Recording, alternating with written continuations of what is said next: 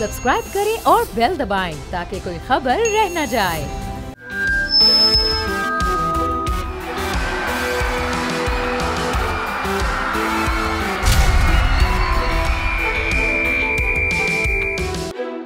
बोल जमूर के साथ मैं हूं कफील अहमद और आज के प्रोग्राम में हमने ख़ास तौर पर डिस्कस करना है बिजली को, बिजली के उन बिलों को जो अब पाकिस्तानियों की दस्तरस में बिल्कुल नहीं रहे। मतलब आप ये समझ लें कि अब सूरत हाल ऐसी हो गई है कि बाज़ जगह पर लोग बिजली का बिल की अदायगी के लिए अपने जो ज़रूरी काम है या ज़रूरी जो ऐसी चीज़ें हैं उनको छोड़ हैं, इसलिए कि उनका कहना है कि बिजली का बिल पे करना है। लेकिन इसके बाद उसका सोल्यूशन क्या है? सोल्यूशन ये देखते हुए आ रहे हैं पाकिस्तानी कि अब उनके जो अल्टरनेट है वो है सोलर पैनल, और उसकी तरफ जो है रग़बत बढ़ती जा रही है, उसकी डिमांड बढ़ती जा रही है, उसकी ख़रीदारी बढ़ती जा रही है। और इसको हम आज जो है वो डिस्कस करेंगे अपने प्रोग्राम के अंदर।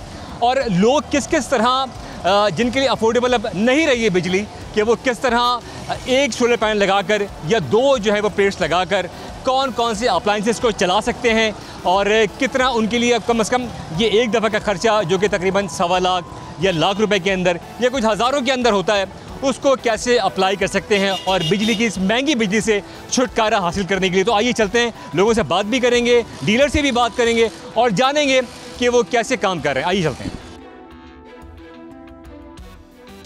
कोई भी कंपनी वाला वारंटी नहीं देता है, बाकी तमाम कंपनियां जो हैं वो 20,000 के अंदर। मुझे ज़रा ये बताएं कि एक आदमी जो बेचारा बड़ा गरीब और मुतवस्सित तबके का शहरी है इस शहर का, वो अब कितने बल्ब ट्यूबलाइट एक प्लेट के ऊपर चला सकता है? उसके लिए कितनी आसानी हो सकती है? नहीं, एक प्लेट का इसमें नहीं होता है। इसमें सबसे पहले हम आपसे पूछते हैं लोड आपने क्या चलाना है। फ़र्ज़ करें आपने कहा मुझे कि मेरे 2 पंखे हैं, फिर पहला सवाल मेरा ये होता है कि पंखे आपके पास AC हैं या DC हैं। AC पंखे के लिए आपको इन्वर्टर लगाना पड़ता है, जो कम से कम इस वक्त 2.5 से 3 लाख रुपए का खर्चा है। अगर आपके पास AC DC पंखे हैं तो वो इस वक्त जो है 1,15,000 रुपये में आपका घर का सिस्टम, 3 पंखे और हल्के फुल्की लाइटें वाइटें ये वो सब आप चला सकते हैं, LCD वगैरह। जी जी जी, यानी कि LCD हो गई, इसमें फैंस हो गए और ट्यूबलाइट्स हो गई और LED बल्ब हो गए सारे। जी जी जी बिल्कुल। AC DC अगर सिस्टम है तो वो आज भी सस्ता है, ठीक है। अगर आप AC पंखे लगाएंगे 220 वाले पुराने, उसमें लाजिम इन्वर्टर लगेगा, चाहे वो एक पंखा चलाएं या 2 पंखे चलाएं। इन्वर्टर के कैसे काम हो सकता है ये बताएं। जी हाँ, विदाउट इन्वर्टर के सिस्टम आ गया है, चार्ज कंट्रोलर MPPT, वो सस्ता है। मकसद 2 पैनल अगर आपने मुझसे लिए इस वक्त 40,000 रुपये के, एक MPPT अच्छी नस्ल का आपने लिया 20,000 रुपये का। एक बैटरी अगर आपको रात को बैकअप चाहिए तो फिर आपको अच्छी बैटरी लगानी है, कीमती बैटरी लगानी है, ज़्यादा एम्पेयर की लगानी है। अब रात को अगर आपको नहीं चाहिए तो फिर तो बिल्कुल सस्ता काम है ये। तो अगर बैकअप चाहिए फिर बैटरी लगेगी, और बैकअप नहीं चाहिए बैटरी ज़रूर लगाएं आप, चाहे मोटरसाइकिल की लगाएं। बट साहब अगर रात में हमारा यूज़ नहीं है तो हम विदाउट बैटरी और इन्वर्टर के काम चला सकते हैं? जी जी जी, वो सिस्टम भी है। हाँ, वो ऑन ग्रेड के जो सिस्टम होते हैं। तो उसमें ये बताएं कि आम शहरी के लिए कुछ बल्ब हो जाएं, कुछ ट्यूबलाइट्स हो जाएं, LED हो जाए और कुछ छोटे और फैंस हो जाएं, ये कितना बड़ा खर्चा है? ये 1,15,000 20,000 रुपये में आपका घर चल सकता है। जी हाँ, अगर बगैर बैटरी के आपने लगाना है। लेकिन एक चीज़ याद रखें कि अगर लोड शेडिंग होगी पूरा सिस्टम आपका बैठ जाएगा। तो ये आपने सुना है कि 1,15,000 रुपये का कोटेशन दी है बट साहब ने, कि इसमें ये पॉसिबिलिटी है, और जिसमें बल्ब हो सकते हैं, जिसमें फ़ैन्स हो सकते हैं, जिसमें LED हो सकती है और दीगर छोटे मोटे आइटम जो हैं वो चल सकते हैं। तो ये वो सूरत हाल है। हम इस सूरत हाल के ऊपर मज़ीद लोगों से भी बात करेंगे और जो इस कारोबार से वाबस्ता हैं मज़ीद उनसे भी, और कुछ लोगों से राय भी जानने की कोशिश करें कि आया क्या सूरत हाल है, कि आया उनके लिए कितनी मुश्किल हो गई इस वक्त बिजली को अफोर्ड करना, और वो सोलर पैनल की तरफ जो है वो जा रहे हैं। आइए चलते हैं। हमने बात की जी बट साहब से। अब इसके बाद हम ख़रीदारों की जाने बढ़ते हुए, अगर आप देखें तो बड़ी तादाद में गाड़ियों में भरे जा रहे हैं इस वक्त सोलर, और डिमांड इतनी ज़्यादा बढ़ चुकी है, बल्कि जो तमाम या डीलर्स के मुताबिक डबल से डबल हो गई है डिमांड, इसलिए कि बिजली अब जो है वो किसी भी तरह अफोर्डेबल नहीं रही। कयूम साहब भी जो है वो सोलर पैनल ख़रीदने के लिए यहाँ। कयूम भाई क्या कहेंगे, बिजली कितनी महंगी हो गई? सर हमारा तो बेड़ा गर्क कर दिया है। मेरा कारखाना था आइसक्रीम्स का, और सिर्फ बिजली की वजह से मैंने बंद किया। माड़ीपुर में मेरी रिहाइश है, हमारा बेकरी का भी काम है। इससे पहले मैं अपने कारखाने के लिए 8 किलोवाट नेटवर्क्स ताखाबाई से लेके जा चुका हूँ, आज अपनी शॉप के लिए लेने आया हूँ मैं। कितने लगा लिया आपने पैनल? अच्छा, ये दूसरा है। और कितनी सेविंग हो रही है आपके बाद? सर मैं तो बिल्कुल के इलेक्ट्रिक को लात मार चुका हूँ। अच्छा। क्योंकि मेरा 8 किलोवाट का सिस्टम है और मेरा बेहतरीन सिस्टम चल रहा है। मेरे घर पे बिल्कुल के इलेक्ट्रिक नहीं है। तो के इलेक्ट्रिक पे क्या लोगों का एतमाद नहीं रहा, या वो आप समझते हैं कि वो ओवर बिलिंग करते हैं? चोर बाजारी। आप ये देखो कि तमाम सियासतदानों को फ्री, या IPPs को किस लिए बिजली के पैसे दे रहे हैं? जो हम लोग बिजली इस्तेमाल नहीं भी करते उसके भी पैसे लग रहे हैं। तो इस वजह से हम लोग तंग आ गए हैं। अब ना हमारा कोई के इलेक्ट्रिक का बिल होगा, और जो खर्चा तो आया है तकरीबन 14 लाख रुपए मेरा नेटवर्क्स लगाने पे आया। आज ये दुकान के लिए लेके जा रहे हैं हम लोग, और जान छूट जाएगी। जान छूट जाएगी। एक और साहब, सर आपका नाम क्या है? सर मेरा नाम फैसल है। फैसल भाई, कितना अफोर्डेबल नहीं रहा अब बिजली का इस्तेमाल आपके लिए? सर के इलेक्ट्रिक ने तो ऐसा काम कर दिया कि समझ लो हम कहीं के नहीं रहे। अब बात यह है कि दिन ब दिन बिजली महंगी होती जा रही है, तो अपनी सेविंग के चक्कर में हम यहाँ हैं। अच्छा। कि हम कुछ ये लगा के कुछ सेविंग करें, बिलों से अपनी जान छुड़ा सकें। ये क्या है, ज़रा समझाएंगे? सर ये 1.2 का सेटअप है। हाँ। मेरा एक छोटा सा सेटअप है। मैं बेसिकली काम करता हूँ इंटरनेट का। अच्छा। इंटरनेट प्रोवाइड करता हूँ अपने एरिया में। हाँ। तो मैं उसके लिए ये बैकअप के लिए लगाया हुआ था। अच्छा। लेकिन अब ऐसा है, इससे आप क्या क्या चला लेंगे? सर इसके लिए तो मेरी ओल्टियाँ वगैरह लगी हैं, वो चल रही हैं। अच्छा। जो मैं एरिया में इंटरनेट प्रोवाइड करता हूँ उनको बैकअप भी मिलता है, और इनकी अमूमन समझ लो लाइट तो ना होने जैसी है। तो ये सूरत हाल आपने देखी है। यहाँ पर कस्टमर्स की बड़ी तादाद है पूरी मार्केट के अंदर। ये इस वक्त सदर की पूरी मार्केट है, जहाँ मतलब मैं कहता हूँ लदे हुए हर शॉप के अंदर सोलर, और बड़ी तादाद में बड़ी क्वांटिटी के अंदर जो है वो लोग ख़रीदारी कर रहे हैं। और उनका सिर्फ एक ही कहना है कि इस वक्त बिजली उनकी दस्तरस में नहीं रही है, उनके बिल, तो लिहाजा आप सोलर पैनल की तरफ वो जा रहे हैं। हम कुछ मज़ीद लोगों से बात करेंगे, कुछ रिहायशी जो अपना घर में जो लोग इस्तेमाल कर रहे हैं अपना सोलर पैनल, वो किस किस तरह अपनी जो है वो चीज़ जो अप्लाइंसेस हैं उसको इस्तेमाल कर सकते हैं, उनके पास भी चलेंगे और फिर देखेंगे कि मज़ीद लोगों का क्या कहना। आइए चलते हैं।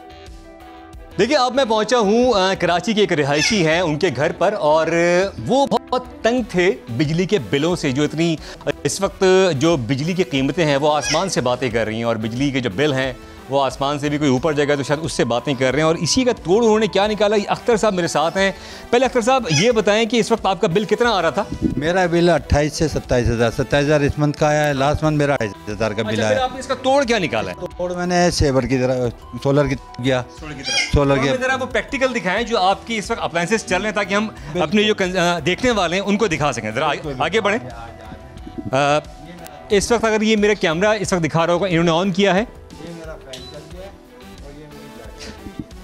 ये लाइट और ये फ़ैन इस वक्त सोलर पर हैं, ये आप देख सकते हैं। ये उन्होंने फ़ैन ऑन किया और ये लाइट ऑन की। इस तरह अख्तर साहब मैं अगर कहूँगा आप मेरे साथ साथ चलें, मेरे कैमरामैन आगे चल, हम दिखा सके अगर कि इस वक्त जो सूरत हाल है कि मज़ीद जो अप्लायंसेज हैं। अख्तर साहब ज़रा मज़ीद आइएगा आगे, तो आप ज़रा बताएं कि कौन से इस वक्त जो है वो मज़ीद लाइट्स जल सकती हैं यहाँ? जी, तो ये टोटल ये अगर आप समझ दें 4 से 5 फैंस होगा ये बिल्कुल 4 से 5 फैन और 8 से 9 इसके सेवर। इस वक्त मैं 5 सेवर यूज़ कर। आसानी हो गई है इस वक्त? ये आसानी मेरे लिए तो बहुत हो गई। एक तो लोड शेडिंग का इशू बहुत है यहाँ पे, 8 घंटे की लोड शेडिंग है, उससे मेरी जान छूट गई है। दूसरा ये है कि इस तरह के बिल जो मैंने लगाया तो तकरीबन 30 से 35% मेरा रिमूव हुआ। सुना आपने 30 से 35% इनको एक आसानी हो गई बिजली बिलों के अंदर। और दूसरा ये कि ये विदाउट इन्वर्टर चला रहे हैं। लेकिन मतलब समझने की बात और देखने की बात ये है कि लोगों को ये पता चले कि वो अब जो लाखों का मामला था वो आप कहते हैं कि हज़ारों में हो गया। हज़ारों में हो गया है, समथिंग करीब लाख के करीब ही है, क्योंकि बैटरी थोड़ी महंगी है 40-45 की। अच्छा, आपने बताया कि आप इस पे 5 पंखे चला रहे हैं और 7-8 सेवर। हाँ। और पंखे बंद करके एलईडी, अगर मुझे खबरें देखना हो तो मैं उसको एलईडी यूज़ कर लेता हूँ। एलईडी भी यूज़ करते हैं। तो ये एक अच्छी चीज़ है कि कराची वालों के लिए स्पेशली जो इस वक्त ऑल्टरनेट है महंगी बदतरीन बिजली की इस वक्त तारीफ है उसके हवाले से उनके लिए आसानी है कि वो 1 से 2 प्लेट्स लगा के अपना जो है वो किस तरह जो है वो ऑल्टरनेट ना सिर्फ जो है कि ढूंढ रहे हैं बल्कि उस पर मुंतकिल हो रहे हैं। इसलिए कि उनके लिए अब ये बहुत बड़ा मसला है बिजली के बिलों की आएगी। और जिस तरह इन साहब ने जो है वो बताया, अख्तर साहब ने, कि इनके बिजली के बिल में 35% जो है वो बचत हो गई है, तो यकीनन एक आसानी हुई है लोगों के लिए। और यकीन और लोग इसी जानिब जा भी रहे हैं। और उनका यही कहना है कि इस वक्त जो सूरत हाल है बिजली के बिलों की वो कंट्रोल से बाहर हो चुकी है। तो हमने पूरी जो स्टोरी आपको बताई उसमें देखा कि डिमांड भी बढ़ रही है और लोग इसकी ख़रीदारी कर रहे हैं मुसलसल। पूरी मार्केट का हमने विजिट कराया, लोगों से बात की, जो इसके डीलर थे उनसे आपसे बात कराई। तो ये तमाम चीज़ें हैं और इसका जो सोल्यूशन निकाला है कराची वालों ने अब वो यही है कि वो सोलर पर जा रहे हैं। और अब जो लाखों का मामला था वो सिर्फ हज़ारों रुपये की ख़रीदारी के बाइस आसान से आसान तक होता जा रहा है।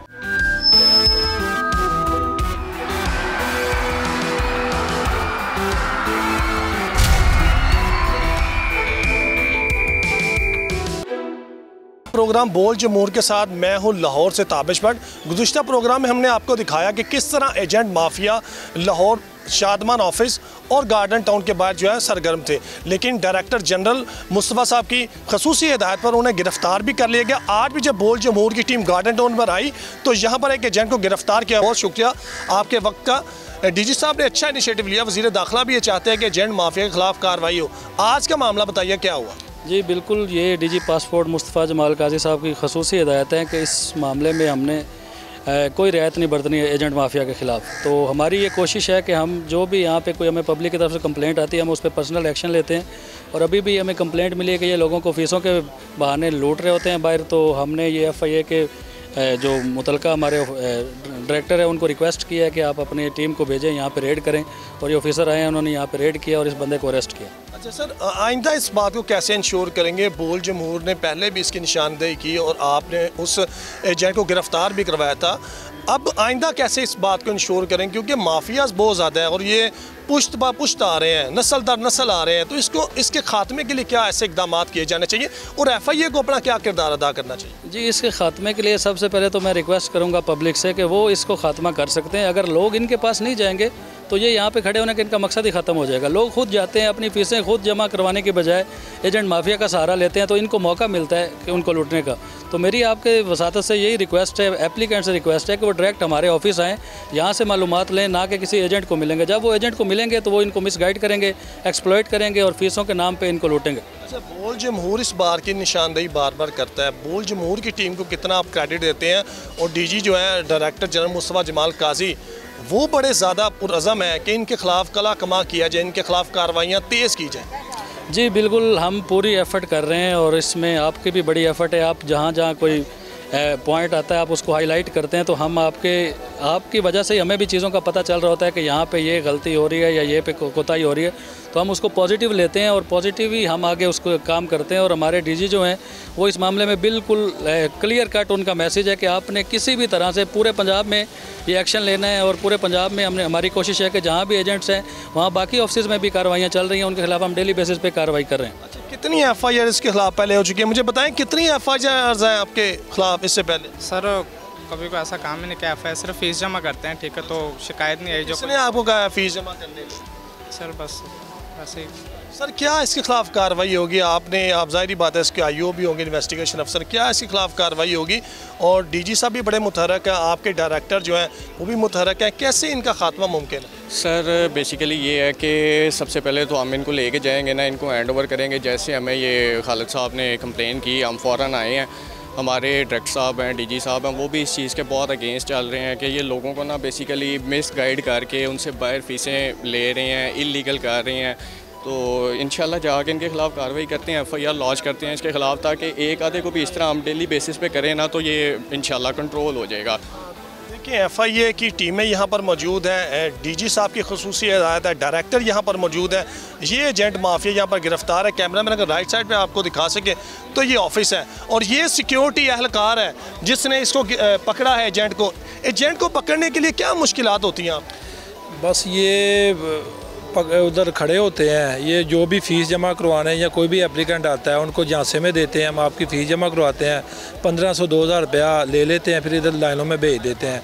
तो बड़े तरीके से हम इनको पकड़ते हैं। ये इधर के मकामी हैं तो फिर भाग जाते हैं। बड़ी मेहनत से इसको पकड़ा है, बड़ी मेहनत से गिरफ्तार किया है। सिक्योरिटी एहलकार है, साथ FIA की टीम है, डायरेक्टर यहाँ पर मौजूद है। ये एजेंट है, आप कैमरा मैन अगर आपको दिखा सके तो ये एजेंट है, छोटी उम्र का ये लड़का है, लेकिन जो यहाँ पर लोग आते हैं, सादा लोग आते हैं, उनको लूटा जाता है। कैमरा मैन अगर राइट साइड पे दिखा सके, ख़वातीन फैमिलीज़ यहाँ पर आती हैं, लोग मजदूर यहाँ पर आते हैं, लेकिन इस जैसे जो माफियाज हैं वो इनको दोनों हाथों से लूटते हैं। क्योंकि बोल जमहूर का मकसद ये है कि अवाम में आगाही के साथ साथ इन नौसरबाजों और एजेंट माफिया के खिलाफ कार्रवाइयाँ की जाए। और डायरेक्टर जनरल जो मुस्तफ़ा जमाल काजी हैं पासपोर्ट के, उनकी खसूसी हिदायत हिदायत पर पूरे पंजाब में ये एक्शन हो रहा है। और डीजी साहब ने खसूसी तौर पर बोल जमहूर की टीम का शुक्रिया अदा किया, क्योंकि इससे पहले भी जो हमने प्रोग्राम किया था उसमें खुफिया रिकॉर्डिंग की थी, मैंने खुद उसकी रिकॉर्डिंग की थी। उसमें उसने कहा था कि जी 12,000 रुपया मैं एक्स्ट्रा लूँगा, हालांकि 7,500 फीस थी। तो इन सारे मामले में वज़ीर दाखिला मोहसिन नकवी बड़े मुतहरक है, FIA मुतहरक है, डायरेक्टर जनरल जो पासपोर्ट है वो मुतहरक है, और लाहौर के जो यहाँ पे डायरेक्टर हैं वो भी मुतहरक है। चाहते यही है कि इनका कला कमा हो, इन जो माफियाज हैं इनके खिलाफ जो है सख्त से सख्त एक्शन हो। जब सख्त एक्शन होगा तब भी चीज़ें बेहतर होंगी। गार्डन टाउन में 24 घंटे ऑफिस जो है फ़ाल है। मेरे साथ एक शहरी मौजूद है, उनसे बात करते हैं। मैडम, क्या सूरत हाल है गार्डन टाउन ऑफिस की? एक्चुअली मेरा फ़र्स्ट एक्सपीरियंस है कि मैं यहाँ पे आई हूँ पासपोर्ट के लिए, तो आई फील रियली कि बहुत सी चेंज हो चुकी हैं, क्योंकि मेरा रीन्यूअल पासपोर्ट है। पहले ये था कि बहुत लॉन्ग क्यूज़ होती थी, लेकिन आज मैं आई हूँ before 30 minutes I just arrived here and they give me token and now I am here for waiting. So it's quite a fair process and there is no any involvement of extra peoples जो कि आपसे कोई demand करते हैं कि हमें कुछ पैसे दें, लाइक दिस। इस तरह का कोई सीन नहीं है सर। इस प्रोसेस को सारे को मुकम्मल, जैसे शहरी ने कहा कि एक बड़ा अच्छा प्रोसेस है, 30 मिनट लगते हैं यहाँ बैठने में, इसको मज़ीद बेहतर करने के लिए डीजी साहब की खसूसी हिदायत है? जी बिल्कुल, हम मज़ीद स्टाफ भी हायर कर रहे हैं ताकि यहाँ पे हम मज़ीद एक्स्ट्रा काउंटर हम यहाँ पे इस्टेब्लिश कर सकें। तो जितना ज़्यादा स्टाफ होगा उस पर हमारी HR काम कर रहे हैं। तो जैसे स्टाफ मज़ीद अवेलेबल होगा हम यहाँ पे एक्स्ट्रा काउंटर और भी इस्टेब्लिश कर देंगे। तो जितने ज़्यादा काउंटर होंगे इंशाल्लाह ताला ये जो 30 मिनट से भी हम इसको कम पे लेके आएंगे इस मार्जिन को। देखिए कैमरा मैन अगर आपको राइट साइड पे दिखाएं तो टिकट नंबर है, काउंटर साथ मेंशन किया हुआ है, और मैक्सिमम जो है वो 30 मिनट्स में यहाँ से फ्री कर दिया जाता है। एक और शहरी हैं, उनसे बात करते हैं और उनसे पूछते हैं कि आखिर कैसा इंतज़ाम है गार्डन टाउन ऑफिस में, और जो एक एजेंट माफिया था उसका कला कमा हुआ है, आप समझते हैं? जी बिल्कुल, मोहसिन नकवी साहब ने बहुत अच्छा इंतज़ाम किया, बहुत अच्छा प्रोसेस किया है उन्होंने, बहुत सुकून से काम हो रहा है और हमें कोई मुश्किल नहीं हो रही। बहुत अच्छे से काम हो रहा है। आप देख सकते हैं, कैमरा मैन आपको दिखाएं तो ये काउंटर बने हैं और काउंटर पे आके सिटीज़न बैठते हैं। जो यहाँ पे अमला है वो खुश सलूबी से उनके साथ बात करता है और बात भी करते हैं शहरी से। कैसा इंतज़ाम है यहाँ पर? अच्छी सहूलतें? बहुत अच्छी सहूलत है, पहले से बेहतर है, बहुत ज़्यादा। एजेंट टाउट जो पैसे मांगते रहे वो तो नहीं है? कोई ऐसा इशू नहीं है। एजेंट का जो है वो कला कमा किया जा रहा है। वफाकी वज़ीर दाखिला मोहसिन नकवी, खसूसी डायरेक्टर जनरल मुस्तफ़ा जमाल काजी मुतहरक है, और आगे से जो स्टाफ है जैसे डायरेक्टर हैं पंजाब के खालिद अब्बास, वो बड़े मुतहरक हैं इन तमाम मामला को क्लियर करने में, क्योंकि बोल जमहूर इसी तरह निशानदही करता रहेगा, काली भेड़ों की निशानदही करेगा, और मकसद सिर्फ यही है कि जो काली भेड़ें हैं उनका कला कमा किया जाए। एक और शहरी मौजूद हैं, उनसे बात करते हैं और उनसे पूछते हैं कैसे इंतज़ाम है। जो एजेंट माफिया होता था, टाउट माफिया था, उसका खात्मा हुआ है? बहुत ज़्यादा खात्मा हुआ है जी। मेरा तीसरा एक्सपीरियंस है यहाँ पे, और अब तो पैसे की बात ही नहीं, अब तो फ़ीस जमा करवानी है और आपका पासपोर्ट आपके हाथ में है। पहले ये होता था कि आपको एक स्लिप दी जाती थी, उसके पीछे नंबर लिखा जाता था, वो जो नंबर था वो 3500 से 4000 का वो नंबर होता था, वो एजेंट माफिया ख़ुद लिख के देते थे। मैंने ख़ुद 2 दफ़ा पासपोर्ट इधर से पहले बनवाया है, तो एक साइड पे ना एक पर्ची लिख के देते थे ऐसे, वो अपना कोई कोड नंबर लिखते थे, वो कोड नंबर जिसके पास था उसका पासपोर्ट बनता था, दूसरा बंदा पासपोर्ट नहीं बनवा सकता था। तो अब माशाल्लाह से मैंने अपनी फैमिली के भी बनवाए हैं, उम्रे पे जा रहे हैं, तो मैंने अपना भी 1-2 चीज़ें चेक करनी थी, दोस्त के साथ भी आया हूँ, तो अब पैसे का कोई नामो निशान नहीं है। अब आपने सिर्फ पैसे देने हैं बैंक में, नेशनल बैंक में, और अब पासपोर्ट आपके हाथ में है, इसके अलावा कोई चीज़ नहीं आपने देनी। पहले 4, 5, 6, 7 हज़ार तक आपको पैसे देने पड़ते थे। अब अल्लाह पाक इनको सेहत दे, तंदुरुस्ती दे, इन्होंने बहुत अच्छा काम किया है, मैं ख़ुद इस चीज़ का गवाह हूँ, मैं अप्रीशिएट करता हूँ। मेरा ये 4था पासपोर्ट बनवा रहा हूँ और इस पासपोर्ट पे मैंने सिर्फ फ़ीस दी है।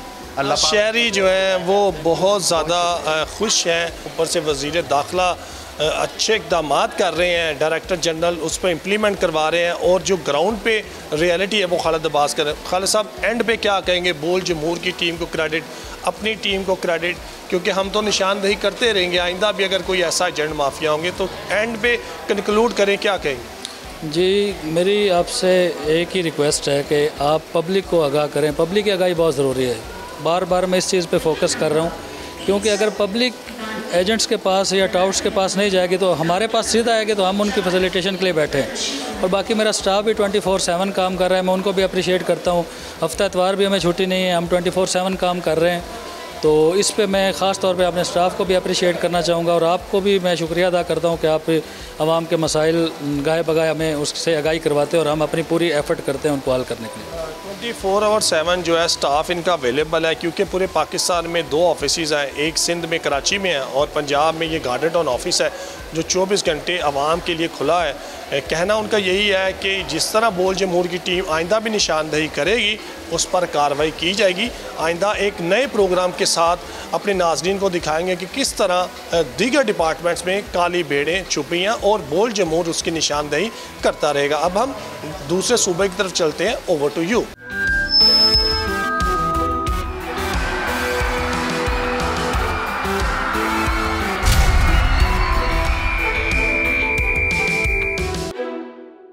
बोल जमहूर से मैं हूं आपका होस्ट मुस्तफा खान। मैं इस वक्त मौजूद हूं शेखुपुरा हाफिजाबाद रोड को, जो 3 अजला को मिलाने के साथ साथ हरमनार इंटरचेंज भी इसी रोड के ऊपर है। मगर इसकी हालत जार कैसी है और यहाँ के अवाम किन मसाइल से दोचार है, इन्हीं से जानते हैं। जी ब्रदर, किन मसाइल से आप दोचार हैं और क्या पैगाम देना चाहेंगे आप? इधर की अवाम इतनी परेशान है कि जो बच्चे स्कूल जाते हुए इतने परेशान है, जो नमाजी नमाज पढ़ने के लिए मस्जिद में नहीं जा सकते। बारिश हो जाती है 6-6 महीने, इतना गारा रोड पे इतना पानी खड़ा हो जाता है कि लोग जो अपनी मस्जिद है ना, जो बहुत प्यारे हो जाते हैं, उनको दफनाने के लिए गाड़ियों में लेके इधर कब्रिस्तान में आते हैं। और ये कोई गाँव नहीं है, ये जिंदाला रोड शेखुपुरा की एक सड़क है। म्यूनसिपल कमेटी शेखुपुरा का ये हिस्सा है। गाँव में 100 के 35 सड़कें बन गई हैं। इसके बाद अभी तक जिंदाला रोड 5 साल से ये टूट का शिकार है। इधर कोई गौर नहीं कर रहा, कोई हुक्मरान। हमारी अपील है मरियम नवाज साहबा से कि वो ये जिंदाला रोड को खास वजह दे के इसको शुरू करवाए। का मुतालबा हुकूमत पंजाब, वज़ीर आला पंजाब मरियम नवाज साहबा से है कि फौरी तौर पर इसके जो तमीर और मरम्मत का काम है इसको शुरू करवाया जाए। आप क्या कहना चाहेंगे इस रोड के बारे में? सर मैं ये कहना चाहूँगा, ये कब्रिस्तान है, ये साथ ही है, बिल्कुल ये कब्रिस्तान है और ये इधर के हम रहने वाले हैं। ये महल्ला मुगलपुरा है। तो इधर हम देखते हैं जब भी कोई कब्रिस्तान से जब जनाजा आता है वो गाड़ी के ऊपर लेके आते हैं। जब बारिश इधर आती है बहुत ज़्यादा जो पानी खड़ा होता है, तो जो इधर गुजरने वाला है ना, वो गाड़ी ट्रक जो भी है उल्ट जाते हैं। ये बहुत ज़्यादा मसला है। और ये नहीं कि ये महल्ला मुगलपुरा है, इधर से कब्रिस्तान साइड एरिया पथरू भी है और जडियाला रोड से जो बन से अगली साइड से जितने भी मसलन के पौधी हो जाती है इधर ही ये कब्रिस्तान में लेके आते हैं। तो आने की बहुत प्रॉब्लम है। जब बारिश होती है तो बहुत ज़्यादा जो मसला है, गाड़ियों में और मैयत को लेके आना पड़ता है इधर। तो ये अफसोस की बात है कि लोगों को अपने जनाजे जो है उनको अपने कंधों पर लेके जाने का शर्फ हासिल नहीं होता और यही लोग अपने जनाजे जो है गाड़ियों पर कब्रिस्तान में लेके जाके उनको मुंतकिल करते हैं। जो हुकूमती वादे जो है बड़े बड़े किए गए, बड़े बड़े दावे किए जाते हैं कि अगर हम हुकूमत में आ जाएंगे तो हम ऐसा कर देंगे, वैसा कर देंगे। मगर यहाँ पर सूरत हाल जो है वो तमाम दावे के दावे धरे के धरे ही दिखाई दे रहा है। कुछ और शहर भी मौजूद है, इनसे जानते हैं क्या है। जी, आप क्या पैगाम देना चाहेंगे इस रोड के वाले से, किन मसाइल से दोचार हैं आप? जनाब ये शेखुपुरा स्पोर्ट्स कॉम्प्लेक्स है, ये हमारे लिए वज़ीर-ए-आला शहबाज शरीफ ने मंजूर करवाया था और ये करोड़ों रुपए का नहीं, ये अरबों रुपए का मनसूबा है। तो इधर बच्चे कोई भी जाते खेलने, इतना रोड का मसाइल है, बहुत ज़्यादा ख़राब है। तो वज़ीर-ए-आला पंजाब मरियम नवाज से गुजारिश है कि इस जल्द से जल्द इस पर कार्रवाई की जाए और कम तक पहुँचाया जाए। और शहर भी मौजूद है, आइए इन्हीं से जानते हैं कि ना कहना है। जी सर, आप क्या काम करते हैं और क्या पैगाम देना चाहिए? जनाब हुकूमत पंजाब को ये पैगाम देना चाहते हैं कि साढ़े जंडियाले रोड का कोई हाल नहीं। 5-4 साल हो चले ने, इत्थे पानी च डुबे पे हैं सारे असीं। ते ये हुकूमत नूं चाहिए कि ना इधर भी ख्याल करना। साढ़े इत्थे लोगों के मतलब कि ना बच्चों के ना रिश्ते आउण लिया कोई देंदा ही है ना कोई ले जांदा ही है। इस वजह तो है चिक्कड़ की वजह तो इधर कोई आंदा ही नहीं है। जो बारिश हो जाती है तो फिर तो बिल्कुल ही नहीं आता है कोई बंदा भी। इस करके मैं साडा कारोबार भी बंद होया, आटा चक्की है मेरी, तो कोई इधर आउंदा ही नहीं है। आटा भी लैके नहीं, असीं हिसाब नाल बेरोजगार बैठे हैं इस सड़क की वजह तो जनाब। तो साडा ये रिक्वेस्ट आ कि जनाब सड़क सड़क बन जाए। पिंडां थावां दियां बणियां ते जनियाला रोड को पुछदा ही नहीं हैगा। इधर बस वो ही आउंदे ने जिहड़े बिल देण आउंदे ने बिजली दे ते गैस दे, होर कोई बंदा नहीं इधर आउंदा हैगा। ते मेहरबानी है जनाब इधर भी ख्याल किया जाए इन्हां लोकां माड़ियां दा। किसी भी अदारे किसी भी गवर्नमेंट के बंदे ने इन लोगों के आगे दादरसी नहीं की। ये रोड एक खंडर का मंजर पेश कर रहा है। अगर मेरा कैमरामैन आपको दिखा सके कि ये इस रोड पर स्कूल जो है बच्चे स्कूलों में जाते हैं, इसी रोड पर जो जनाजे हैं वो लोग लेके आते हैं, इसी रोड पर लोग नमाजी नमाज पढ़ने के लिए जाते हैं, मगर कोई भी इतना पुरसाने हाल नहीं है। मेरे साथ एक और शहर भी मौजूद है, आइए इन्हीं से जानते हैं कि क्या कहना है। हाँ जी सर। अस्सलाम वालेकुम सर। वेख लो जनाब जनाले रोड का नज़ारा। 15 मिनट बारिश, 6 महीने गारा। 6 महीने गारा। की हालात ने इन्हां दुकानां वालियां दे कि साडे कोलों टैक्स वसूल नहीं करते है। बिल साडा बने 1000 रुपया तो सानू दिंदे 10,000 रुपया। असी माड़े दुकानां ना खोलीए तो सानू 10,000 रुपया बिल दे देंदे ने। कित्थों लिया के देइए? दुकानां साडियां बंद, कारोबार साडे बंद। ते हुण रोड दा हाल वेख लो भाजी की जे। ठीक है 15 मिनट बारिश पैंदी है तो 6-6 महीने गारा नहीं मुकदा। की करिए? बाजी साहब नूं कह दो कि तेरी मेहरबानी जे तू कीता सी साडे वास्ते आर्डर ते ये भी साडे वास्ते चलो भी बना जाए, मेहरबानी होदी। किस वजह से वो इन लोगों को ये जो सहूलत है बुनियादी सहूलत से दूर करे रखा है उनको? जैसे कुछ और शहर भी मौजूद है, इन्हीं के मुतालबात जानते हैं इनके क्या मुतालबात। जिमीदार अपनी संत लैके आते वो भी रस्ते खराब होंगी है जी। इस रोड के 2 कब्रस्तान ने जनाजा लैके नहीं पढ़ सकते असीं। बारिश हो जाती है फिर गड्डियां उल्टियां ने, बहुत मसैल ने सानू। 2 कब्रस्तान जिस रोड से मेन साढ़े शिवपुरे के देहात का रस्ता साडा ये शहर का भी ये सानू बड़ा मसैल है। मेहरबानी हल किया जाए। हुकूमत से मुतालबा ये हमारा कि रोड बनाया जाए।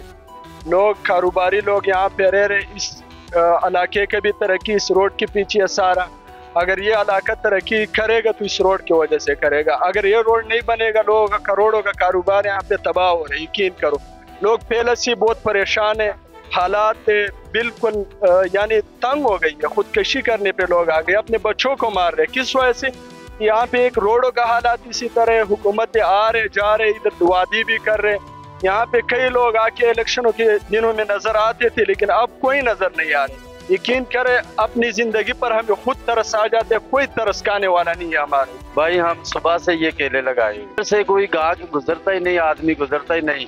कि ये रोड जो है ना टूटा फूटा है, ये तकरीबन 10 साल से ऐसे है। तो लेकिन हमारा रोजगार जो है ना वो तबाह हो रहा है। तो लैके बन चौक तो लैके जवेद पट्टी के पंप तक बहुत ज्यादा रोड टूट फूट का शिकार है। इतने ना कोई बच्ची कॉलेज जा सकती है, ना कोई ना कि कब्रस्तान कोई सही सलामत आ सकता है। जो बारिश होंगी है इन्नी की जलालत होंगी है, लोग ट्रालियां दे पा के मैयतां कब्रस्तान लियाते हैं।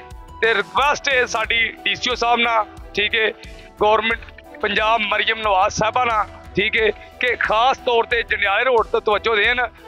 खाली स्टेट्सां से ना वहान कि असीं ऐ कर दिता है, ठीक है। जिम्मेदार होवे या दूसरा होवे या तीसरा होवे, सानू तो सहूलत चाहिए है। जिहड़ी इत्थे आवाम नूं तकलीफ है वो तकलीफ दूर करन। हैं आ देखो पानी कितना है, सानू लंघण दी इन्नी तकलीफ है कि आउण जाण मुश्किल है। कोई रात नूं बीमार हो जाता, कोई किसी रक्शे वाले नूं आखी हो जाता नहीं है, कहंदा असीं नहीं जाना उत्थे पानी बड़ा है। हैं वो तो घर सुते रहंदे ने, उन्हां नूं तकलीफ नहीं है, तकलीफ है सामने लोगों नूं। उन्होंने तनख्वाह भी ला लेने, बिजली का बिल भी उन्होंने फ्री है, तेल भी फ्री है, घूमने वास्ते उन्होंने बच्चे भी फ्री है, जहाज़ां का सफर भी उन्होंने फ्री है। सानू साडा पैसा उन्होंने फ्री है। हैं असीं लोग मेहनत कर मर जाते, वो जाशियां कढ़ते हैं ना, तो फिर तकलीफ तो सानू है। हैं दुनिया देखो दुनिया कितने चलेगी है। मैं 18 साल बाहर रह के आया, समझ आई। उत्थे इन्ने मजे इत्थे रहन नूं दिल नहीं करता, फिर चले जाओ उत्थे ही रहो। मैं 2001 च बाहरों आया था, 2001 तो लैके 25 साल हो गए ने इस तरह ही रोड है। 20 बार पैसा लिया गया है हुकूमत को, बनाया किसी ने ना, किसी ने आके देखा कि आया ये रोड क्यों नहीं बनया। और रोड डबल बन गया, मनारे वाला रोड, ऐसा पैसा उत्थे लाता डबल, एक बार बना के फिर उसके पीछे बात। अहले इलाका का हुकूमत से यही मुतालबा है कि इस रोड की तमीर और मरम्मत जल्द अज जल्द करवाई जाए ताकि वो अपनी ज़िंदगी सुख से बसर कर सकें। हम इस वक्त मौजूद हैं डिप्टी कमिश्नर ऑफिस में, जहाँ पर हम अफसरान बाला से जानना चाहेंगे कि किन वजूहात की बिना पर ये इतना अहम मनसूबा तखीर का शिकार है, क्यों इस रोड की तमीर और मरम्मत का काम जो है उसको दोबारा जो है उसको शुरू नहीं किया जा रहा। आइए जानते हैं। सर जमील साहब भी मेरे साथ में मौजूद हैं, इसे जानते हैं। सर ये जो मनसूबा है ये तखीर का शिकार क्यों है और कब तक इसको जो है मुकम्मल करते हैं? जी बिस्मिल्लाहिर्रहमानिर्रहीम। ये जो बद्दू रोड है जी हमारे ज़िला शेखपुरा का, सिटी शेखपुरा का बेसिकली ये स्कीम है। ये तकरीबन 3 किलोमीटर के रोड की इसकी लेंथ है। इसकी कॉस्ट है 367 मिलियन के करीब है। उसमें से कुछ पैसे तो हमें अवेलेबल थे, वो हमने सारे स्पेंड कर दिए। अब जैसे ही फंडिंग मजीद अवेलेबल होगी, जिसके लिए डीसी साहब कोशिश कर रहे हैं, तो मजीद फंड जैसे ही अवेलेबल होंगे तो काम दोबारा से स्टार्ट करवा के इंशाल्लाह अगले 5-6 माह में प्रोजेक्ट मुकम्मल कर दिया जाएगा। कौन से महकमे के जो फंड जो हैं वो तखलीफ का शिकार हैं? तो इसमें बहुत सारे महकमे इन्वॉल्व हैं, महकमा हाईवे है, महकमा पब्लिक हेल्थ है, तो उसके साथ डिस्ट्रिक्ट एडमिनिस्ट्रेशन भी इसमें जो है उसके में जो है नाले तैयार करवा रहे हैं। अवाम जो है वो बारिशों के मौसम में बड़ी मुश्किलात का शिकार है। आप क्या समझते हैं इसको कब तक मुकम्मल करें? जी ये 2 महकमे इन्वॉल्व हैं, जिसमें पब्लिक हेल्थ है और उसके साथ हाईवे है। पब्लिक हेल्थ ने अपना काम वहाँ पे मुकम्मल कर दिया और जो बारिशों के पानी का आपने भी इशू बताया उसको हमने बिल्कुल ठीक कर दिया। वहाँ पे जो पाइप डलने वाले थे वो पाइप डलवा के पानी वहाँ से अब बिल्कुल स्मूथली चल रहा है। अब पानी का वहाँ पे इंशाल्लाह कोई इशू नहीं होगा। तो यही कहना था कि जल्द जो है इसका जो रोड है इसको मुकम्मल कर लिया जाएगा, इसकी तमीर और मरम्मत का काम। शहरियों ने हुकूमत वक्त से ये मुतालबा किया है कि इस रोड के फंड जो है वो जारी किए जाएं ताकि सबकी सहूलियत के साथ साथ वो अपनी जिंदगी सुख से बसर कर सके। देखते रहिए बोल शबूर।